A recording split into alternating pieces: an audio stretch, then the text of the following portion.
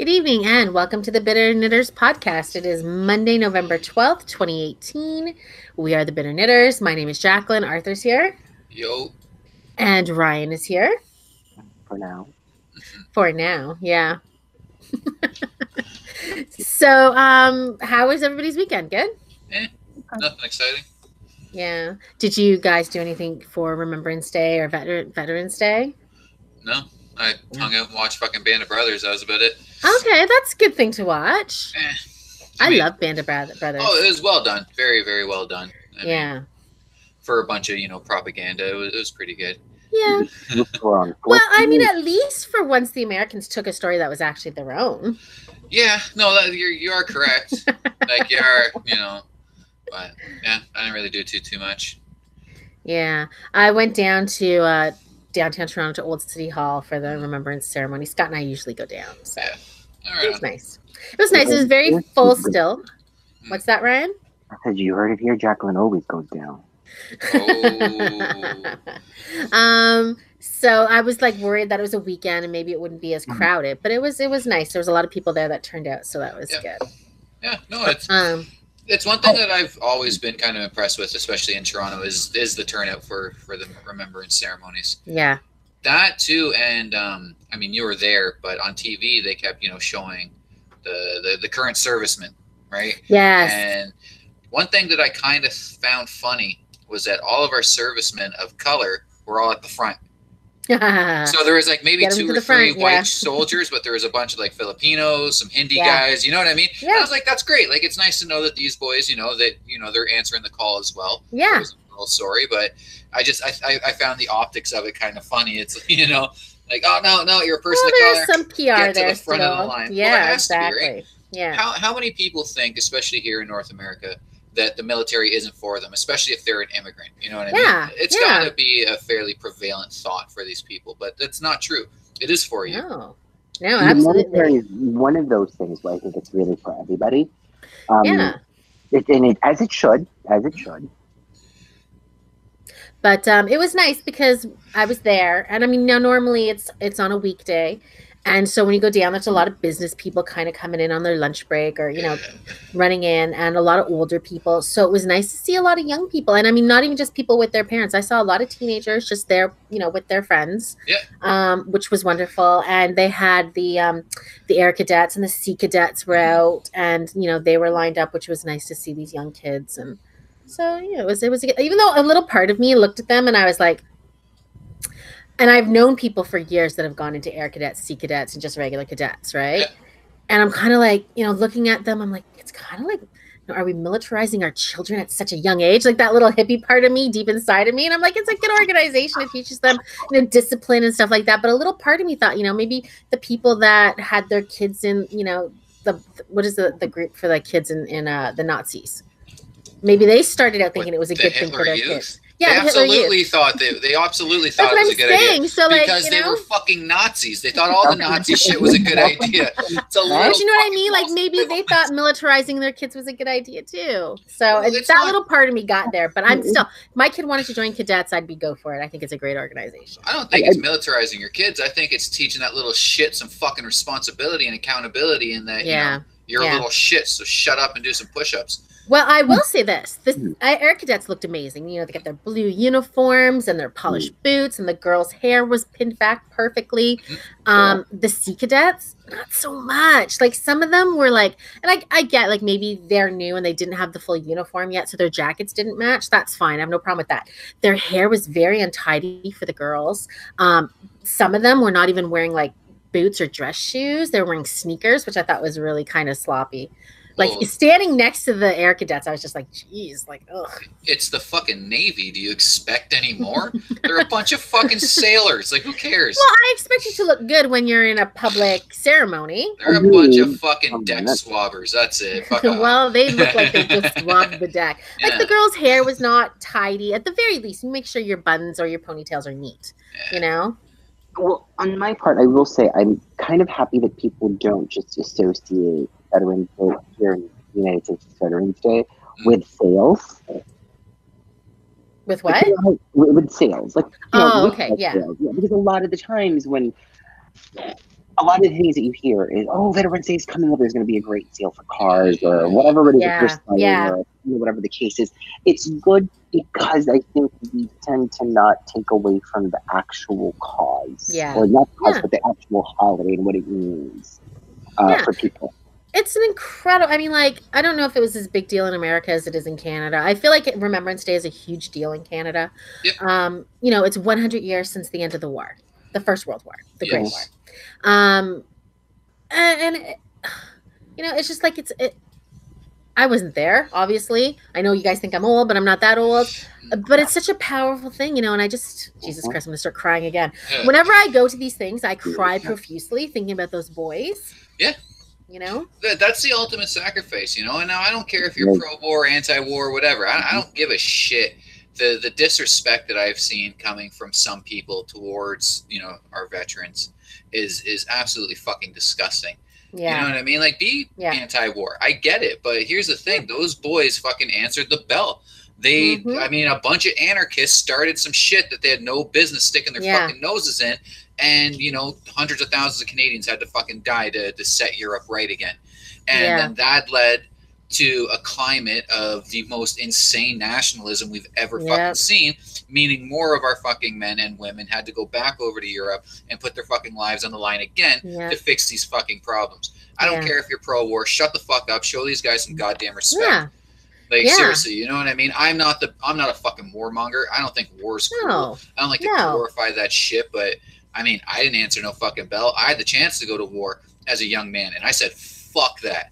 You know what I mean? Like, fuck that. I am not getting shot at by some fucking goat herder because I'm, you know, I'm in his fucking, like, I'm on his property unwanted. You know, I'm not doing that shit. Yeah. You know, but these guys, they went to war for an actual reason.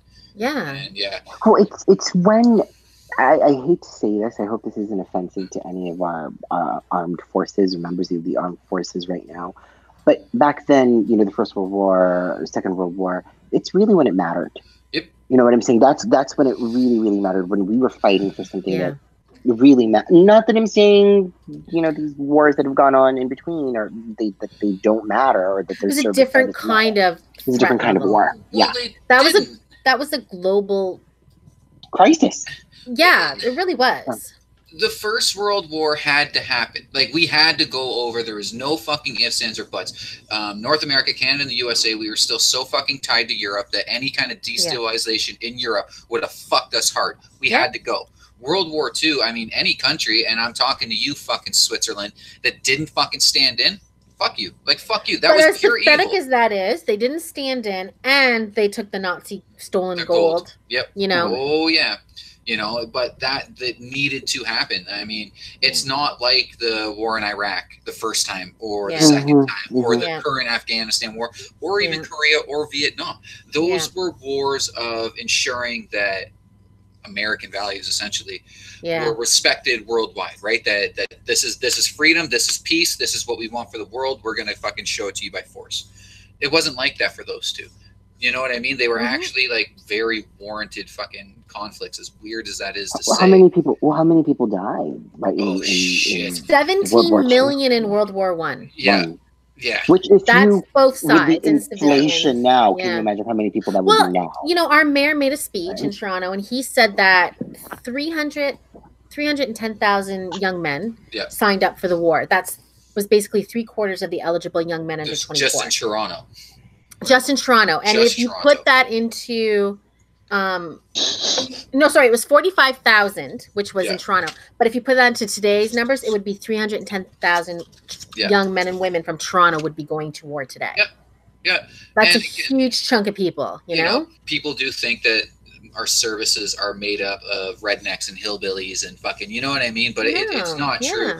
You know, the fact that Toronto, especially at that point in time during World War I and World War II, was still a very large university city. So you had very educated people signing up because, I mean, that was real, you know what I mean? And they signed up. People were trying to sign up before they were even 18 because if you know, and the young men that couldn't go to war, I mean, especially during World War II, they were spit on. They were treated badly. They were seen as cowards. Yep.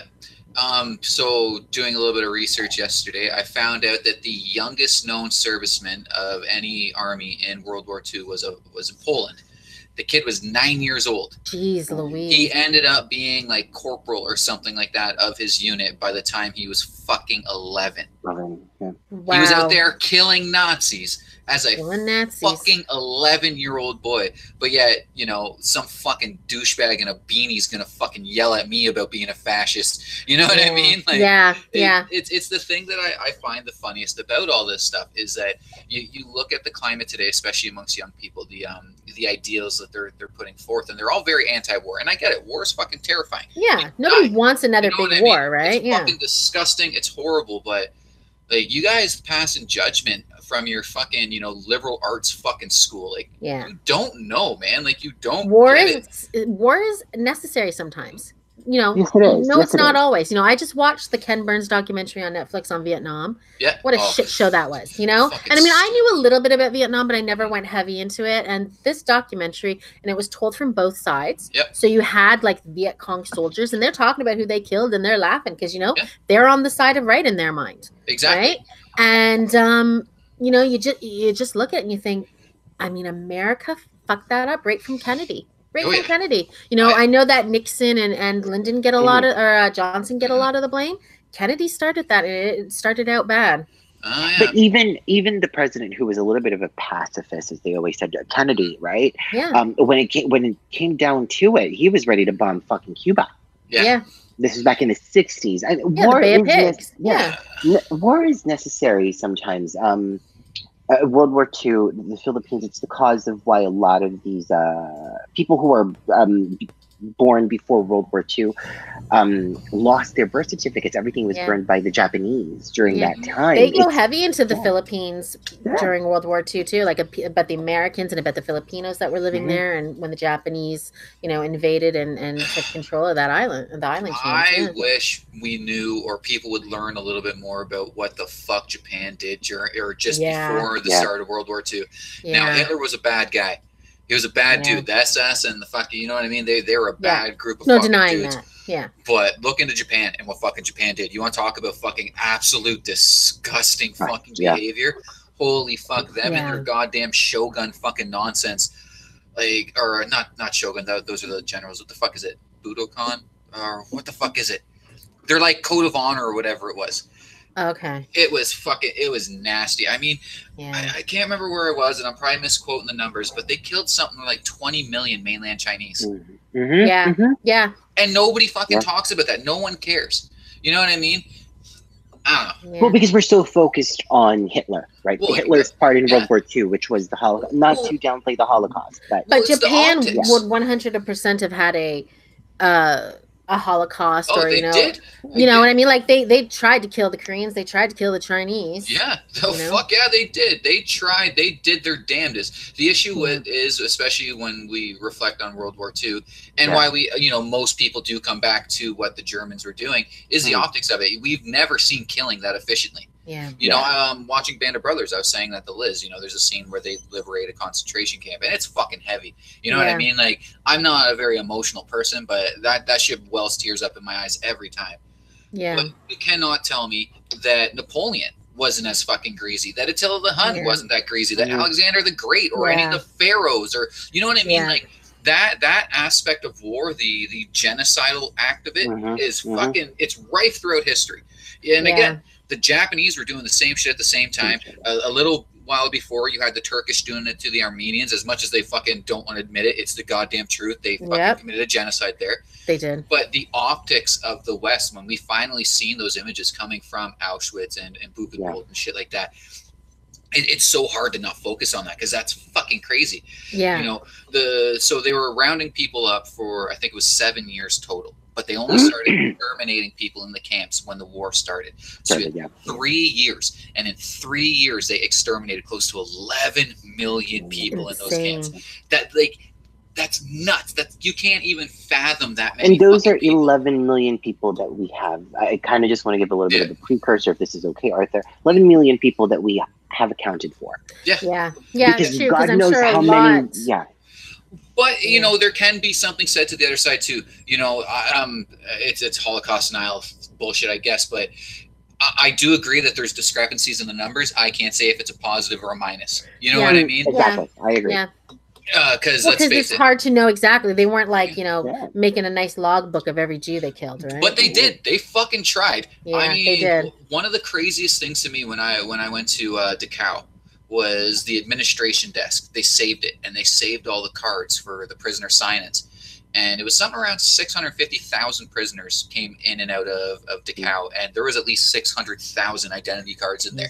Like, you know what I mean? The when efficiency. You see the, you know, they call it was it Auschwitz? They called it Canada, where they took all the clothes and the belongings, and they were sorted, and you just see the stack of like pants. Yeah, you know, just pants, and it's this huge, like, you know, 20-foot stack of pants. Like, so I kind of try anytime I have the displeasure of talking to somebody who is so anti-war, you know, and I always try to say, you know, just remember the optics of it. Like, not just, you know, Nazis equal bad. Like, really look into why your relatives, your great relatives would have been like, no, this is worth my life. Like, this is worth me standing up and going, no. And you got to remember, people still, I mean, in Canada and the U.S., I mean, when the U.S. got involved, Canada had already been in the war for 2 years. But when they got involved, it wasn't as well known that these concentrations and these Jewish killings were happening. They knew that the Nazis were bad, you know, that they were doing bad stuff, but I don't think anybody knew the scope of it until much later. It was known for quite a while that they were rounding up Jews, but everyone thought that they were just going to work camps or were getting put into these ghettos. Now, because of the Jewish question, which was not something that was just indicative of Germany, that was a fucking Western worldwide question. You know, when you hear the term the Jewish question, the actual question is what do we do with these displaced people? And that's always what it meant, is what do we do with the Israelites, because Israel isn't a fucking thing. Now, most people would like to go the diplomatic route and be like, all right, well, let's, you know, try to find them some land. Where the Nazis' final solution was, well, fuck it, we'll just exterminate them. You know, so there's a lot of misinformation and shit like that. And you know, Germany is not the first place the Jews have been treated badly. You know, I watch a lot of Who Do You Think You Are, and you know, they tell the stories, and somebody's like, oh yeah, your ancestor came from Russia to the UK, and when they got there, nobody wanted them, and when they were in Ireland, nobody wanted them, and they were deposed from there, and you know, every country they've been kind of chased out, chased out of Spain, chased out of Italy. Spain, the big. I think they just a couple of years ago tried to do the. Try to remedy the Sephardic Jew situation in Spain, Right, and you even have, you know, Prime Minister apologist apologizing the other day for Canada turning them down because we didn't want them. We didn't like them. You know what I mean? They showed up on a boat, and Canada said, no, we don't want you. And those people were sent back to Europe, and most of them were killed in the concentration camps. Right? So it's, you know, it's just the one thing I encourage people, you know, I don't care if you're anti-war, be anti-war. You should be anti-war. Being pro-war is kind of fucking weird. You know, be anti-war, but understand that comparing the sacrifice that the boys made 80 to 100 years ago, and the girls, you know, to the Iraq and Afghanistan conflicts, it's not correct. Even fucking, you know, Vietnam or anything like that, it's not correct. You know, these veterans deserve every fucking ounce of your respect. And let's remember too, even the guys that were in Afghanistan or Iraq, right?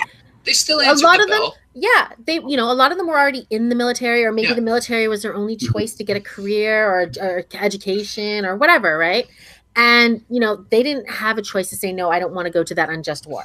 Well, especially in the U.S. because you guys have conscription, which is fucking nuts. I mean, I would be so mad if I got drafted to a war. You know what I mean? Like, I know Canada had it at one point in time, but we never had to use it because we answered the bell. You know, like we just did it.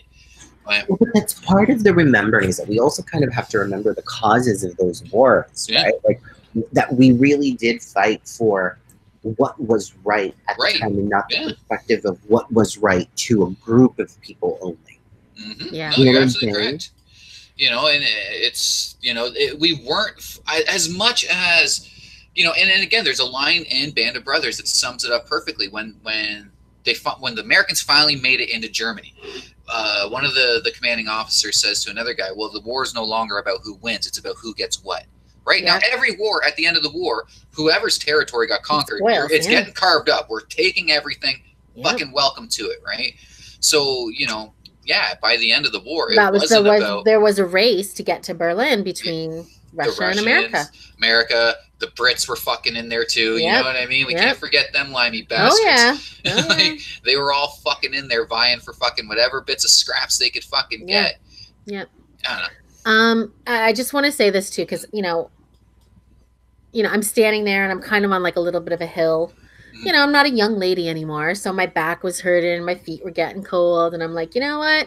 I can do this for an hour and a half. Stop complaining. I didn't have to live in a fucking trench with wet, cold feet for 4 years. Yeah, you were getting trench foot. Yeah, so it's just nice to see these people come out. It made me so happy. I am going to take this second, though, to talk some shit about Donnie Bitch Tits, though. Oh, yes, this bitch. Like, fuck you, sniveling fucking coward. You sniveling fucking little bitch coward. You have the most advanced helicopter in the fucking world, and a little bit of rain's grounding it. Suck my fucking bullshit. knob. That is a bullshit reason. Like, are you fucking kidding me? Like, this guy would be the first fucking dude to enact some fucking sense of military fucking pride and shit like that to get his fucking way with the citizens. But yet you can't even take fucking an hour out of your fucking busy day to drive. You know what I mean? Even if you couldn't fly there, you could have gotten to a car. You tell me they don't have a car available for you in fucking Paris? Like, that shit was some bullshit. That was some bullshit. I saw Macron, I saw Trudeau, I saw John Kelly, and they're all walking without umbrellas. Yeah, of course. Trudeau's got his beautiful head of hair, and he didn't care if it got wet. It's just that's so fucking disrespectful. It's so disrespectful. And then he left the ceremony after Macron's speech. I was going to talk about that. We'll talk about it in a second. He left. Macron's making his speech about patriotism versus nationalism and all this stuff. After that speech, Trump left early. Of course. He left early. He missed all the rest of the speeches, and I guess he went home with his little soother and. Oh my God. Like, just what a sniveling little bitch. Like, that one really that's hurt me. Oh my God. And I'm not a military family. I mean, there's people in my family I'm not that close to or well aware of that served in the military, obviously. Yep. But I can't say my dad, I can't say my grandpa. Actually, I guess I could. My mother's father got his face blown off in North Africa. I thought Jim Toms fought. I thought your father's father fought in World War II. We don't know Dad's father for sure yet. Okay. I don't know if they did. Probably, because they would have been of the age to have, but I don't know for certain. Right. Uncle Bill, he did. He was in the Navy. And Uncle Stephen, who I don't know where but he served too. So, I mean, we did have family members. And like I said, Mom's father's face got blown off in North Africa. So, but I mean, to go there, to go to that country and then refuse to just go to a cemetery. You don't even have to talk to anybody. Go to the cemetery and pretend to care. Just pretend. Because that's all you do anyway. It's just, it's just, again, him and his supporters. His supporters are very pro-military, and he uses that to his advantage. And that, like, how can these people not wake up and realize that this guy's a what comments fraud, I read about that when somebody was on the CNN article about that? The comment was, well, he's in the most Muslim part of Europe, and it wasn't safe for him to go to the cemetery. Jesus motherfucking Christ. that was the defense of him. Oh, God. Ryan, that's your president. You okay with that? I am trying my hardest since the midterms and our show to really try and not be as critical of Trump. But I will say that for every pull and tug that you have, there is always a reason or a valid point to make that he really is this much of a I'll leave it with nice. Well, I think I liked the idea that remember, he wanted to have his military parade. The $100 million military parade was going to happen yesterday in Washington. Was his original plan. Bastille Day. $100 million was not going to fly, and his advisor said you can't do it. So then he had to go to Europe and sit with all these people he hates, like Trudeau and Macron, and he didn't like it. And then Macron had made that speech the day before, about how he was going to kind of do his own kind of NATO type group for Europe, because he felt like they weren't doing enough to protect themselves, and they shouldn't have to rely on any other country, which is fair. What the hell's wrong with that? And Trump took that personally, of course. And so, Well, but the problem with Donald Trump, and I think a lot of people also forget this about him, not to go back into the whole military thing. A lot of people tend to forget that this was a guy who pretended, supposedly and allegedly, because I don't want to get sued, that he was unfit to serve in the military during the war. Vietnam. Yes. Bone spurs. So keep that in mind. I was going to say bone spurs, but I wasn't sure. Look, and it's like, we know that Clinton didn't go to the Vietnam War. He was in Oxford and the UK or something like that. Rich white people didn't have to go to war. No. You bought your way out of it. George Bush didn't go to war. If you just owned up to him and like, I didn't go to war. Active duty. To be fair, he did see active duty, and Barack Obama did not serve in the military. No.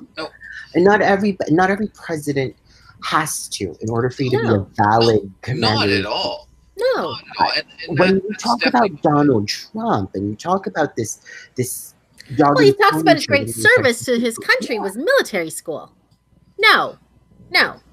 I mean, graduating West Point's not easy, and I'll give him some fucking respect for it. It's not an easy thing to do. My whole beef with what he did was, again, is like you mentioned, his military parade. He wants to be this like hard-nosed, militarized fucking leader, but yet he will not show the damned respect that these fucking, these unfortunate dead men fucking deserve. And that to me is disgusting. And the fact that people that are his supporters are supporting that decision is even more so disgusting. Yeah, that sickens me. Put this into perspective. When he was last in, was it G8? Not G8, G7, not the G7. Oh my God. When he was last there, and Melania Trump was wearing a $57,000 coat, right? When parts of Europe are literally suffering, Greece, Spain, parts of France, and your wife is wearing a couture fucking jacket that costs $54,000. I mean, Donald Trump is the biggest, and this is what I've been trying to avoid, but I'm on a tirade, so I'm going to go and say it. When Donald Trump really just undermines everything, and you cannot tell me, and this is what bothers me when people on the far right, because it is the far right, it's the alt-right that does this. When you try and give up excuses or make excuses for this man, you are basically saying to the common man who do not live in this fucking farce mentality that he lives in, fuck you, you do not matter. Well, I love that he says he's one of, he understands the people and he's one of them, but he's like the most elite of the elite. He literally shits on a gold toilet. I don't know anybody that has a $54,000 jacket. It was more like a bolero than it was a jacket. Yeah. For one-time use, or having your wife wear all white in a pair of Christian Louboutin, walking in the fucking floods, hurricanes. Yeah. I don't know a human being that does that, or a coat that says "I really don't care." Going to visit the fucking the detained children. Yeah. So where in this mind? And I'm sorry, Arthur. I'm not saying this story to Arthur in this way, but I'm sorry, Arthur, but I don't know when you would have had respect for him, if you ever had respect for him. I don't think you ever did. But when does it stop on our part as well to kind of say, well, but maybe. I hate that about his base. It's like, how blind are you guys? Well, they excuse everything. And it's like I've said a million times, like I supported Justin Trudeau, I voted for him, but I can honestly say there's many things about his government that I do not like or appreciate. Fucking A. And that's what you should be able to say. You can admit you made a mistake, or you can admit that you still support him, but you don't like A, B, C, or D. But to just blindly excuse everything that's, the evangelicals, he's everything you are against. Everything you're against. But people like Pat Robertson are fucking going Google Gaga. But they're selling their soul to the devil. And that's the thing that people need to catch on about these evangelicals. They're hypocrites too. Oh, fuck yeah. They're the biggest ones. Yeah. If people really want to know of it, just really, really quickly, there's go ahead. a great series of documentaries on Netflix right now that I kind of feel like people should be watching. It's the 70s, the 80s, and the 90s. And really pay close attention to how they talk about politics and how the leaders were, whether they are liked or unliked, whether you like these people or not, doesn't really matter. But just watch that. The moment we start getting into the 2010s and we start talking about Donald Trump, and look at that contrast there. Once it progresses and you start to see that, you'll realize the depths of why most people who have a little bit of a brain, like we do, feel the way that we feel about this current sitting president of the United States. Yeah. Just wanted to say that.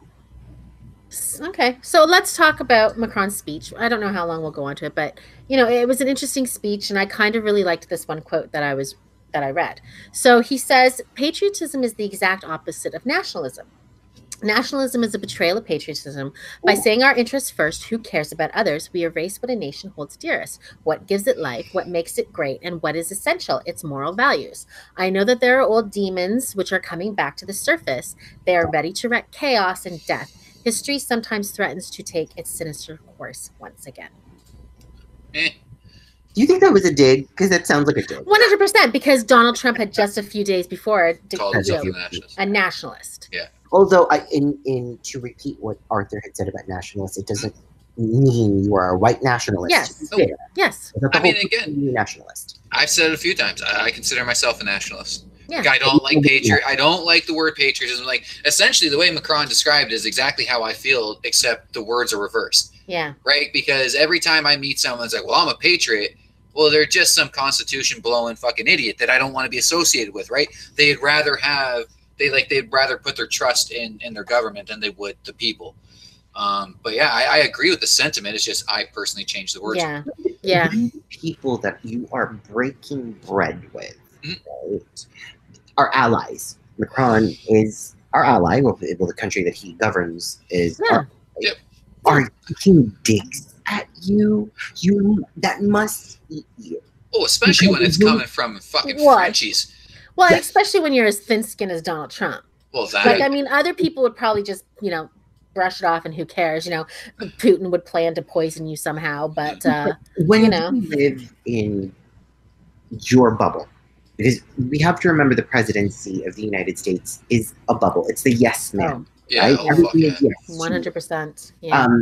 And once you leave the country and you start to really kind of see that being the president isn't just about caring about your country, that what you do and how you govern affects others as well, you start to really kind of feel like, what the fuck am I doing potentially wrong here that someone like Macron is taking a dig at me? Yeah, and it's true. Like, again, he's a what was the fucking groundskeeper William Salt? He's a cheese-eating surrender monkey. Yeah, right. So, like, you know what I mean? Like, to have some fucking Frenchies fucking talk that level shit to you, that's gotta hurt a guy like that. Yeah. I mean, I know I wouldn't fucking take it. Like, I'd be fucking what the fuck, But yeah. I think about that sometimes, like how, because he's not the biggest fan of Merkel. Yeah. Again, right? Because she took a dig. Yep. Early into his presidency, and that's the one thing that Donald Trump cannot take. Sorry, I keep saying his name, and I really it's okay. You kind of have to sometimes. That's the one thing that he cannot take is criticism. Oh, because this is the point where you really are. I don't know if you agree with me 100% on this, Arthur. He really cannot take criticism. No. Why? No. Just look at his history of tweets. Almost everything that guy tweets is in retaliation to somebody saying something valid to him. But it's always like after he's thought about it for 5 or 6 hours and he came up with a really, like when you have a fight with somebody and you think about it and you're like, oh, I should have said this. That's him. But it always turns out the wrong way. Like, it always turns out making him look more of a fucking idiot. Yeah. Speaking of that, their little summit, did you see his fucking face when Putin strolled on? No. So you got Trudeau, you got Macron, you got Merkel. They're just fucking, they don't give a fuck. Like, you can see they want to spit in his face. And there's like the hot girls keeping him out of the, And there's Donnie Bitch Tits just fucking ear to ear fucking grin because his fucking buddy's fucking, man, it was good. Up. But he didn't get to sit beside him. Teacher kept them separated. Yeah. No, it was fucking hilarious. Like, and in all honesty, people, we should be worried about that. We should be worried about a guy who smiles at a fucking dictator, like flat out, a murderous fucking dictator, murderer, like that. You know what I mean? Willing to help Syria create even more deaths Yeah. In this war, in this internal war that is going on. I don't even know how there's anybody left alive in Syria, to be honest. Yeah, that's what I was going to say. For anybody who's not educated, I'm saying people are dumb. For anybody who's not educated in what's going on in Syria, if you cannot for a minute even consider the things that these people are going through, why they're literally fleeing their countries, and why they probably don't even want to leave, but they're forced to leave their country. I just can't imagine being there. Like, all I ever see there now is just rubble. Yeah, I know. Aleppo and Damascus were fucking leveled, which is such a shame because they were beautiful cities. Historic cities. You know? And I can't imagine there's like, how's anybody alive still after all this constant bombing and gassing and but we are okay with this. This is what rhetoric of 45 is saying. This is what I'm tired of when it comes to his base. People who are also in my family. You are okay with the genocide that's going on in Syria because Putin has vowed that he would help what's his name? Assange. Assange. Oh, different guy. in helping this, I mean, a couple of years ago, we thought that maybe the guerrillas were going to take over and, they had a chance of fighting. This is what American liberty is supposed to be, right? Like really helping those, I'm speaking from an American point of view, those who cannot help themselves. But we can't stand by what Lady Liberty stands on. Give me your poor, give me your, you're humble, you're weak. Humble. Yeah. You cannot say that anymore. Now what we want are people from Norway who don't want to come here. We want people from Sweden who don't want to be. Why are you leaving one of the top 5 happiest places in the world to come to America? Right. Like 32 on the list or something like that. Why would you? People from Syria and the 7 Muslim countries that are banned from coming here, shithole nations. I mean, come on. Yeah. Come on, dude. Like this is why that dig from Macron is amazing. I mean, they don't have Chick-fil-A over there, so I mean, they kind of are shitholes. Chick-fil-A is fucking good too. But you know what? I'll always give credit to any politician, whether he's one of the countries I like or not, that is willing to give a dig to, thin-skinned Donnie, because you know what hurts him. I'm just tired of this. We have to appease each other. No. Why? Says who? I mean, you think Churchill was appeasing people? See, but that's kind of the second part to the point, though, right? Is like, obviously, we can't just go around insulting nations all willy-nilly because that's how fucking wars start. But I mean, we're in a war of insults right now with Saudi Arabia. You know what I mean? It's fucking fun. Like, it's fun, It's one of the more fun wars you can be in. Well, look at how deep that was with. I don't know if we were off the air during that time, but the whole Khashoggi thing, Saudi Arabia, and the cover up that we were going to allow them to have until the outcry from both the left and the right in the United States. And that all came from Turkey's government, which is surprising. Goddamn Erdogan fucking blew the cover on that, like. So what? Here's some more misdirection. Hey, look, the Saudis are murdering people. Will I go fucking commit another genocide? Like, well, I kill my reporters. This is the thing. Right? They're showing that Saudi killed one of their reporters, journalists. Yeah. They kill journalists every day in Turkey. Right. Like, I used to wonder. It was like, the shit you see in movies are like, are hitman and that kind of lifestyle real? And I was like, no, there's no way. Until I started watching fucking videos from Turkey and seeing all these hitmen fucking murdering fucking like delegates and shit like that. You know what I mean? I was like, fuck, man, Turkey's an interesting place. About a month ago, we were praising somewhat Saudi Arabia for the movements and advances that they were making. Yeah. But you murdered someone who criticized you. This is what Donald Trump is ultimately trying to become. Oh, yeah. If he had the power to just murder fucking journalists, Anderson Cooper would be fucking dead tomorrow. Yeah, you know what I mean? Cooper, Jim Acosta. Ryan, Jim Acosta. Yeah. You'd fucking have him dead tomorrow. I mean, this is nuts. And the reason why there was so much outcry on Khashoggi was because he was a permanent resident of the United States of America. He had a right to be in the country.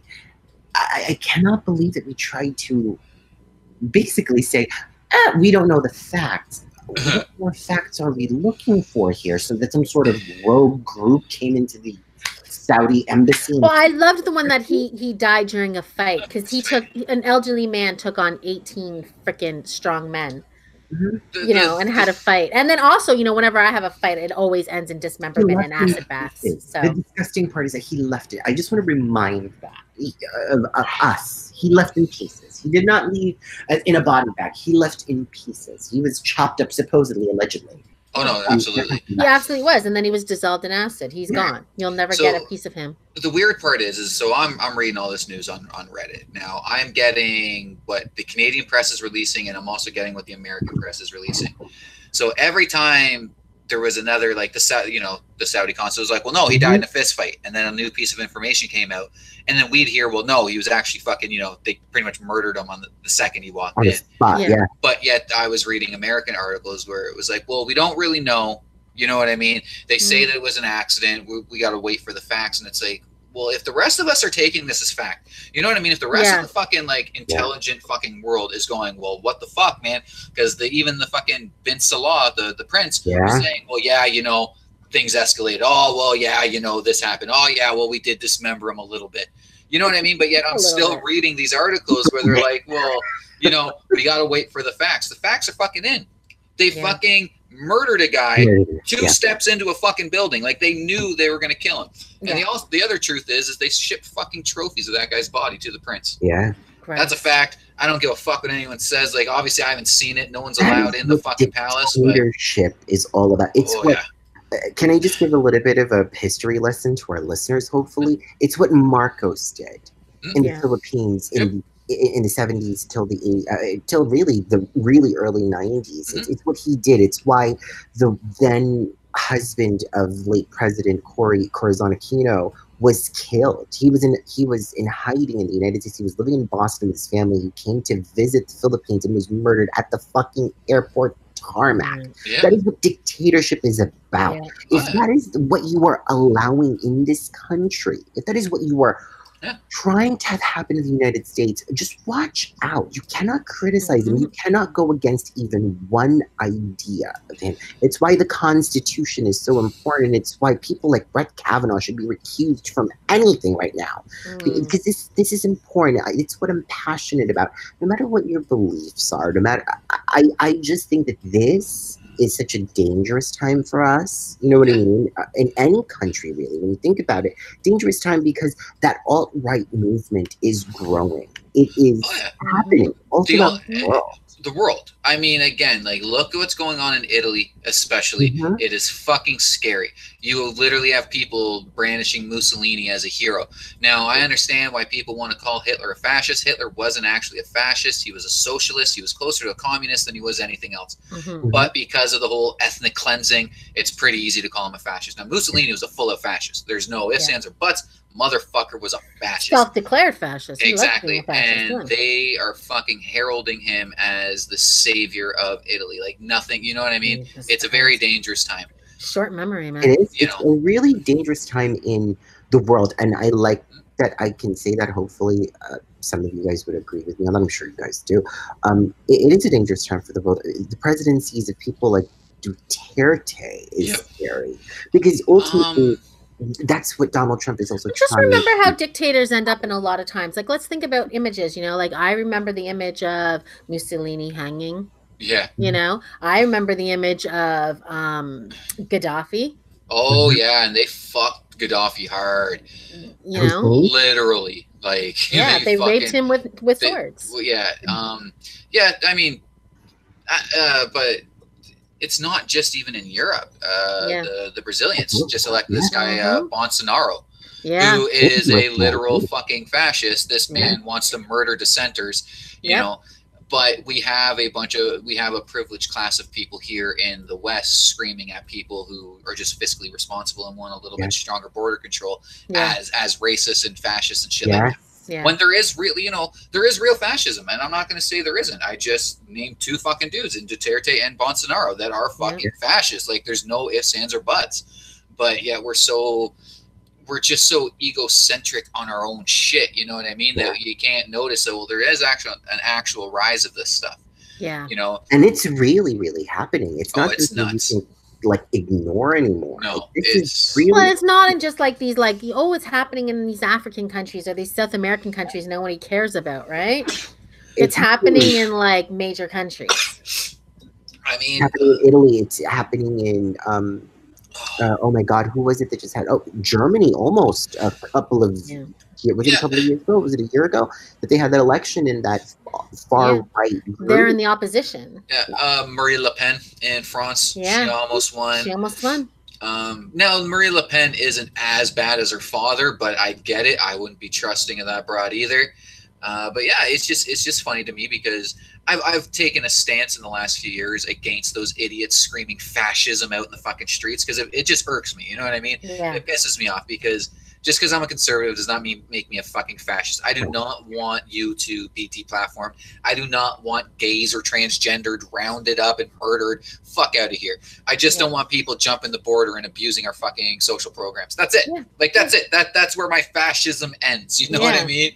Yeah. And if you know, but you know, if that makes me some fucking Nazi sympathizer, then fucking so be it. Whatever. Like, blow me. I don't fucking care anymore. You guys haven't heard me say here. Like, I always say this. I may, to some people, come off to be a liberal or a Democrat, call it what you want to call it, some hippie, tree-hugging bitch.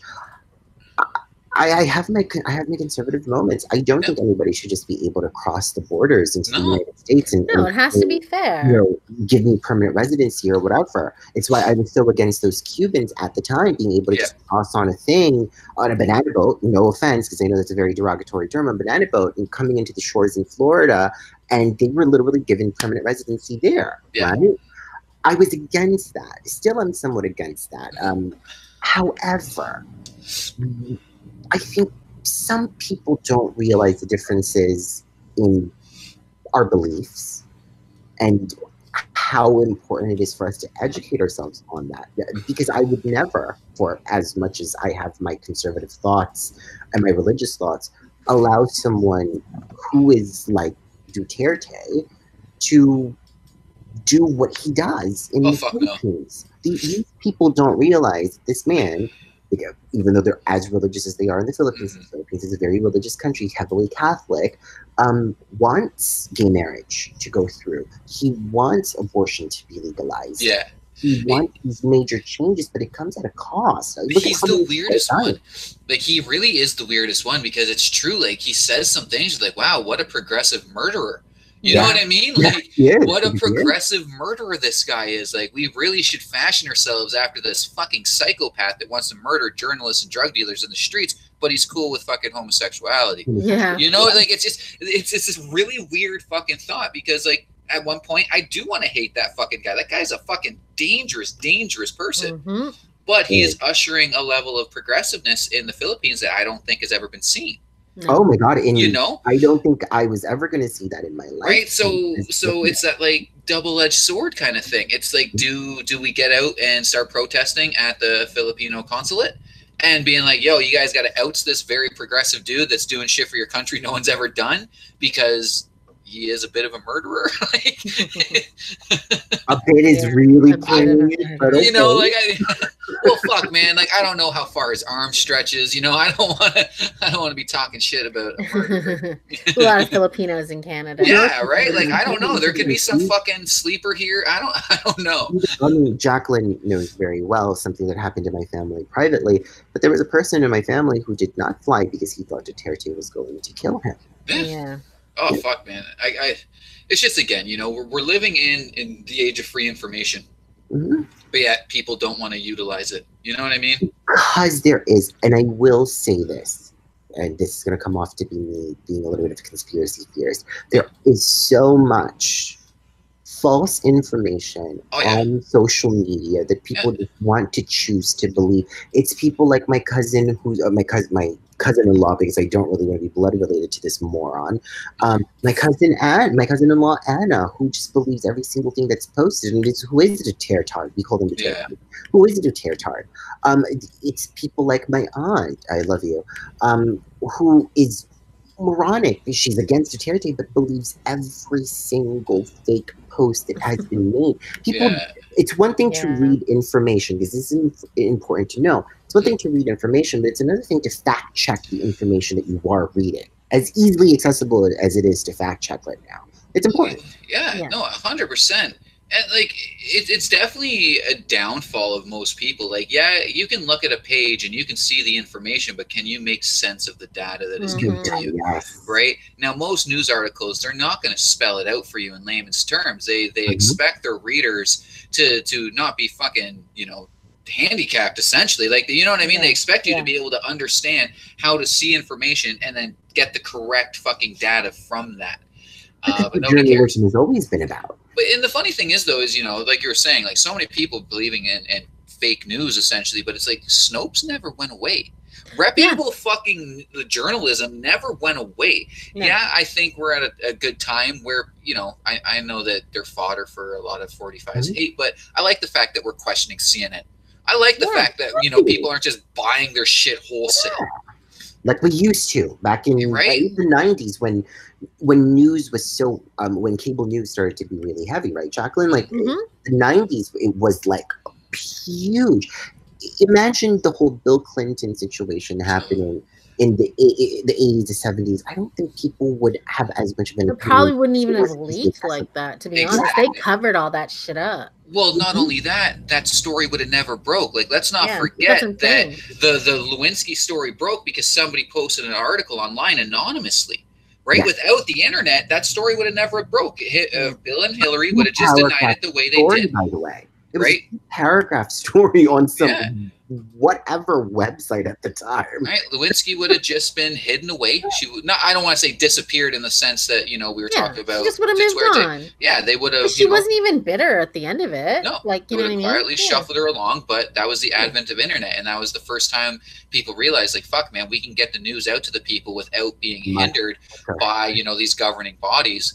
And you know, it's changed the face of the world. Unfortunately, dickheads also learn that they can fuck with us because most of like, you know, no offense to anybody, but most of our population is completely retarded. Like, seriously. Because they all believe in the people are saying, or, you know what I mean? Or it was in a meme, so it must be true. Right. And, you know, I start thinking back and thinking about some of the shit, like, you know, people that I thought were like informed family members, you know, cough, adults at the time, you know what I mean? and I think about the shit they were saying, and I'm like, you guys are fucking stupid. Like, half the shit you were fucking saying to me was completely false. You must have been pulling it out of your fucking ass, because none of it adds up. I hope you're not saying me. I'm not naming names, but, you know. I never try to make things up. If you asked me a question, I tried to answer it as best I could. Yeah, no, you're not including that. But. Okay. Because I don't believe in lying, even to children. You tell the truth. If you ask me why is the sky blue, I'd answer it as best I could, or I say, I don't fucking know.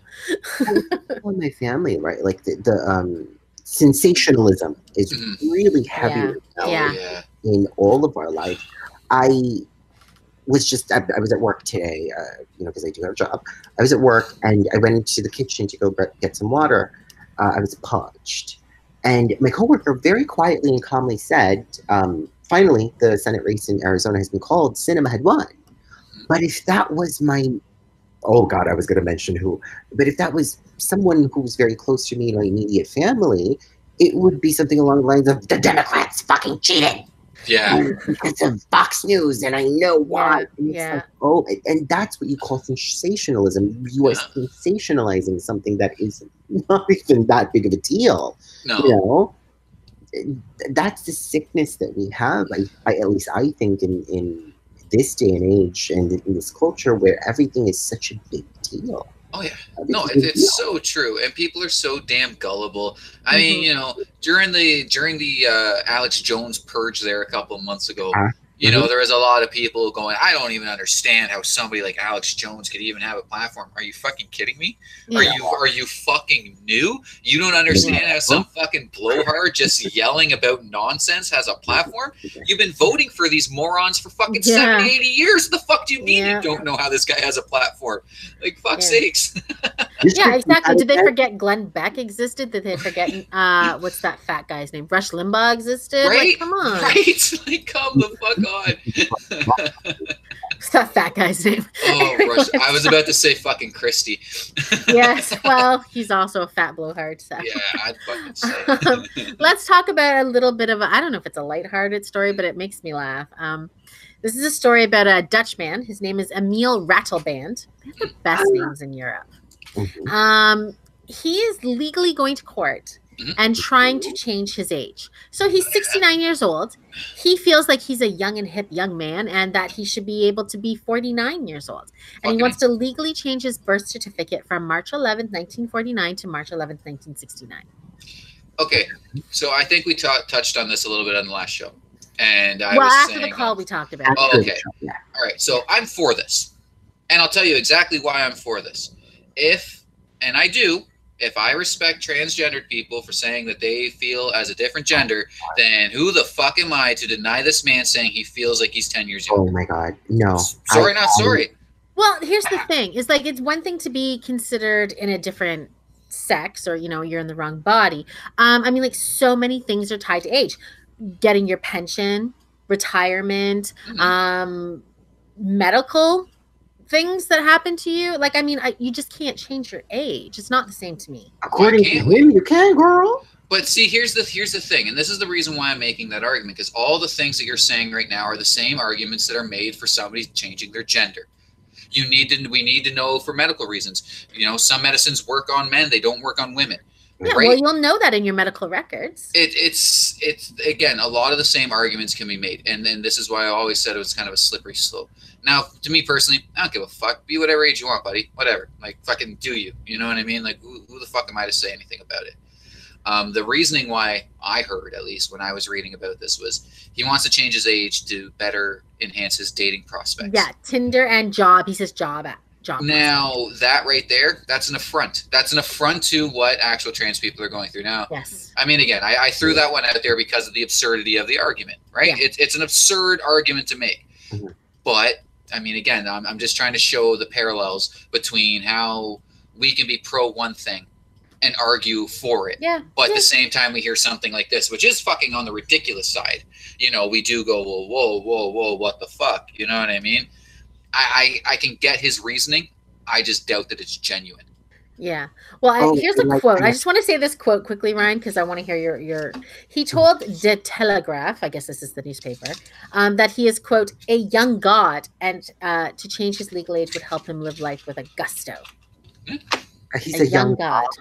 A young god. Okay, and Storm is a goddess.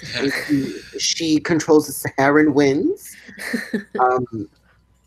This is ridiculous. Arthur and I and you had discussions off the air, going very deeply into the LGBT community, right? Yep. And I'm going to try not to make this deep because this is supposed to be a lighthearted story. But because I'm depressed, I will make it somewhat deep. This bothers me because there is so much attached to age. Yes. Mainly more for men than there is for women, I think.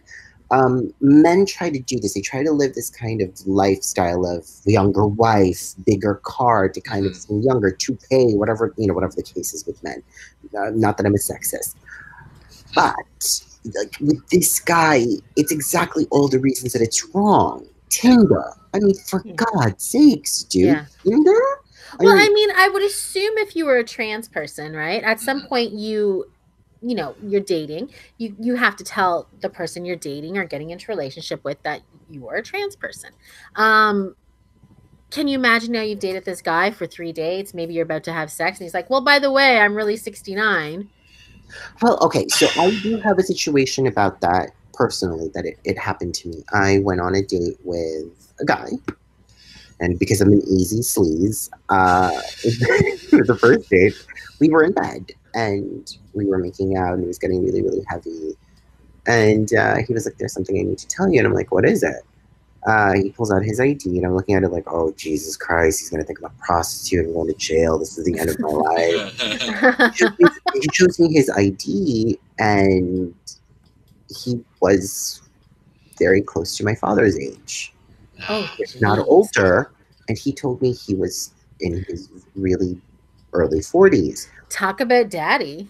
Yeah, well, I did still sleep with him because I'm a slut. But the point to this is, bitch, I have no shame, guys. You guys know. Hey, fuck yeah, buddy. Own it. I'm gonna get mine off. I'm not off. He had a big ass dick. And my whole point to this is, it's a little bit different, I think, when it comes to gender. Not that I'm disagreeing with Arthur. I'm not going to voice my LGBT comments on here because I am not going to have the fucking gay mafia stop me from buying Gucci. I love the gays. But there is a difference when it comes to being transgender, because I feel like there is a real cause there. Right? You want to be recognized for being in the wrong body and not being told that you have this sickness. This is a movement socially for him to be able to sleep with younger girls. Yeah, see, and that's what I mean, right? Like, now again, the argument I made was just, it's ridiculous. Yeah. But that's what I mean. That's what I'm trying to say. Like, he has, if this is genuine, now again, I can't say whether it's genuine or not. Just judging off of what I've read, it's not genuine. If it's just the fuck, then you're an idiot, man. Buy a gym membership, get swole, grow a beard. They like that shit. Some Botox. Right? Something. Go get some fucking peel and stick tattoos. The fucking hoes love that shit too. Go after it, buddy. Like, just go after it. Do what you got to do, yeah.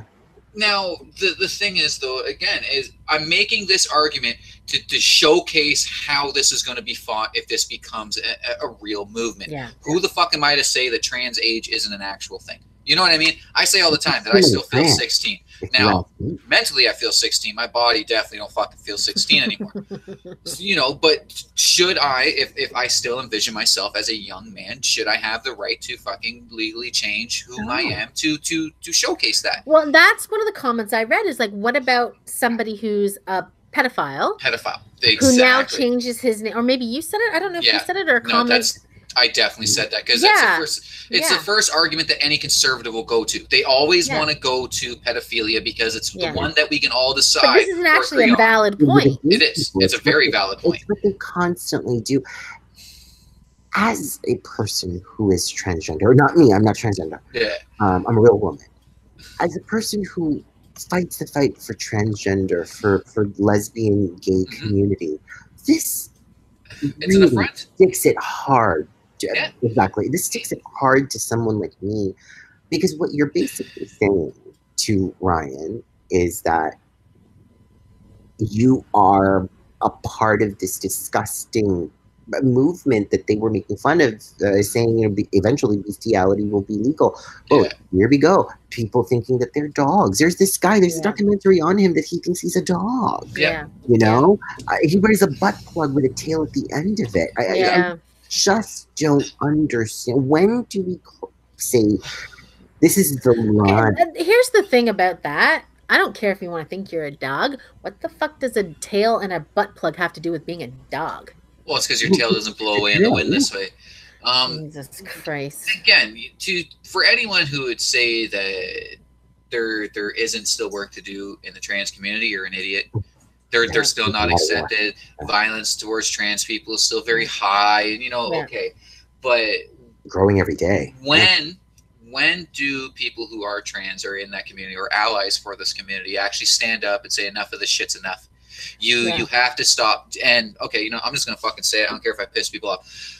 These fucking people, these ageist, these fucking otherkins, you guys can't piggyback off the trans struggle the way the trans people piggybacked off the homosexual and lesbian struggle. You guys don't have that fucking right. You are making a fucking clown show of actual people suffering. It's a mockery. It's a mockery. You're shitting on their you know, their real pain and suffering. You know, what I was fighting for at 18, 19, 20 years old, sitting in you know, state senators' seats talking about rights. This is not what I was doing back then. To have people who are, granted, he's in another country. He's in, was it Netherlands? He's in another Denmark, country. I think. Yeah, Dutch. Oh yeah, Netherlands. You're right. You're right. Netherlands. He's fighting for this. This is not that fight. There's a lot of movement. There's a lot, not a lot of movement. There's a lot of things that we have to do. I agree with you, Arthur, on that. There's a lot of things that we have to do for the LGBT community. The homelessness and suicide rates are still very, very much up. How this is, thank God this is not a big national story over here. and we're talking about this. I will say that. But this just ruins it, you know. And some people might find it funny. And it's okay. You can find a lot of things funny. Yep. But the depths of this are an affront to someone like me, who still. Well, I hope he gets laughed out of the court system. I hope it doesn't even go beyond the pre-trial, you know, where they say no. But imagine if they do that there. Oh my God! If he wins, I'll be horrified. Well, that's it. The worst case scenario is that this story gains traction and people start advocating for it. Right? Oh, somebody out there will advocate. Somebody will, and it's not somebody. It's if the right people that can scream prolonged, you know what I mean, can scream about it. And again, it is an absolute affront to actual trans people. And we're going to see a lot more of this stuff, unfortunately. Yes, whether or not it is people just trying to make a mockery of it, that are using, you know, the most absurd things they can think of to devalue, you know, what these people are going through. You know, we are going to experience a fuck ton more of this shit, and we're going to have to listen to those stupid arguments that I just made, you know, but people that actually believe it.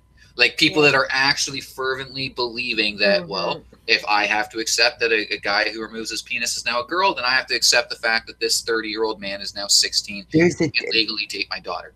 There's just a really sick way to all of this. It bothers me so heavily.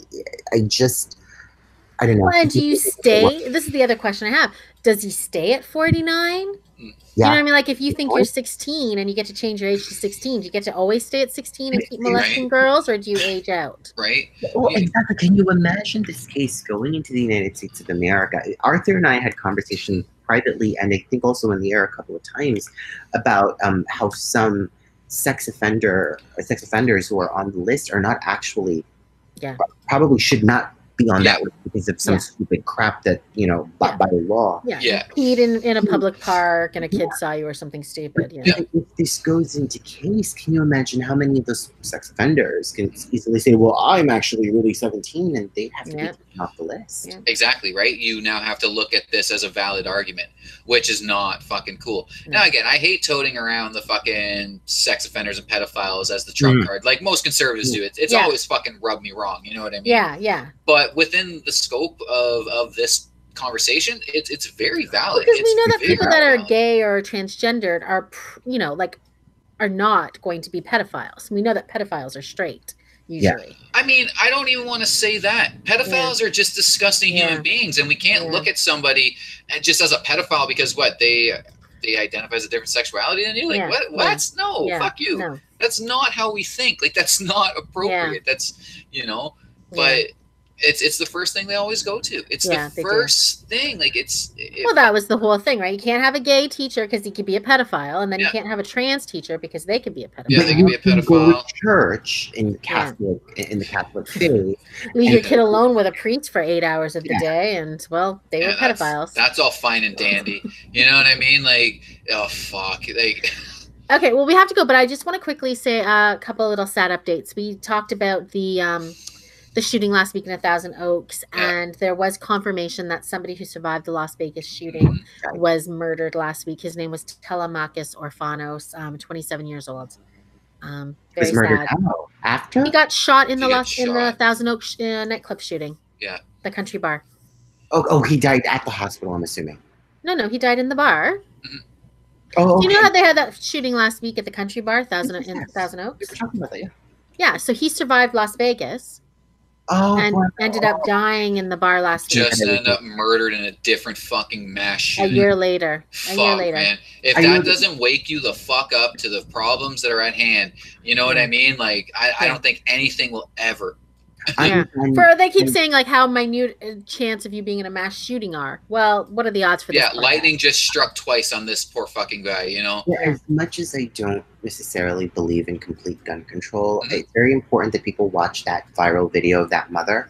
Yeah, that's his mother. That's his mother. Oh, that's his mother? That's his mother. I agree with him. I agree with her, rather. I don't want thoughts and prayers. I want you guys to fix the problem. Thoughts and prayers mean shit. Yep. Yeah. Thoughts and prayers mean shit. If people gave out all their thoughts and prayers after Columbine and something like this never happened again, I'd be like, yeah, fuck, woo, thoughts and prayers. You know what I mean? Like, we figured it out. Like, we hit the jackpot, boys. It hasn't worked once. To steal Jacqueline's line, I don't want thoughts and prayers. I want $1,000. Yeah, straight up. Exactly. Straight up. And then another sad story. We talked about Charlie Proctor from the UK. This was a young boy who had cancer. They wanted to bring him to the US to get a liver transplant and some experimental treatment, and the UK government said it wasn't going to work and it was going to make things worse. He passed away. Yeah. So he's out of pain, but he was, he's very sick, and it's sad, but yeah, he's gone. Yeah. What I'm going to say is a little macabre. Yeah. We're too coddled. We don't remember what it was like 200 years ago. Kids dying, it's sad, but it's the norm, people. You know, we can't beat ourselves up every time we hear one of these tragic stories. As unfortunate as it is, I know we're supposed to be moved on past that. Medical science is at a point where, it's like 85 to 90% success rate for most births. That's fucking great. But, you just go back a few hundred years and the mortality rates for infants was around the 80% mark. You know what I mean? It's unfortunate, but... Yeah, it's sad. Well, maybe if we have time, we'll talk about it on Wednesday show. I will be here for Wednesday show. Supposedly, these people have figured out how to turn off cancer, scientists. So we'll see. Thanks for listening. Have a good couple of days. We'll be back on Wednesday. And bye. Take care.